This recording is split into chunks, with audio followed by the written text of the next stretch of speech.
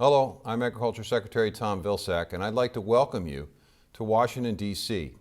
for the Native CDFI Network Policy and Capacity Building Summit. The Biden-Harris administration is determined to champion a new and better chapter in the story of our nation-to-nation relationship. Together with leadership from tribal nations, we're making historic investments in Indian country. The USDA is reimagining how we support tribal nations, including better incorporating tribal priorities, supporting tribal self-determination, and removing barriers to accessing USDA programs and resources. Increased access to capital is one of the most important barriers we need to remove. Native CDFIs are an essential partner in this path. Native CDFIs know better than any other lending institution how best to serve tribal communities, and we want to work with you more.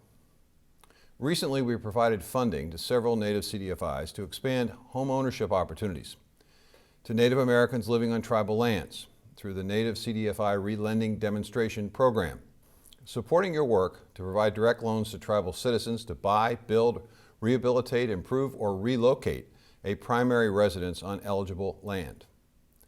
USDA has also entered into a cooperative agreement with the Four Bands Community Fund CDFI to help us provide all Native CDFIs with the best practices for offering agricultural loans, as well as tools to become qualified guaranteed lenders for USDA Farm Service Agency programs. We very much want more of you to become qualified lenders and intermediary lenders with us. Now, you're the best potential partners for increasing access to USDA capital resources in Indian country. Please consider joining us as a lending partner. And thank you all for your tireless and often thankless work in Indian country. We recognize the challenges of accessing capital for our tribal communities, and USDA and the Biden-Harris administration share your mission of increasing Indian country access to capital and financial freedom to those who are too often left out and left behind.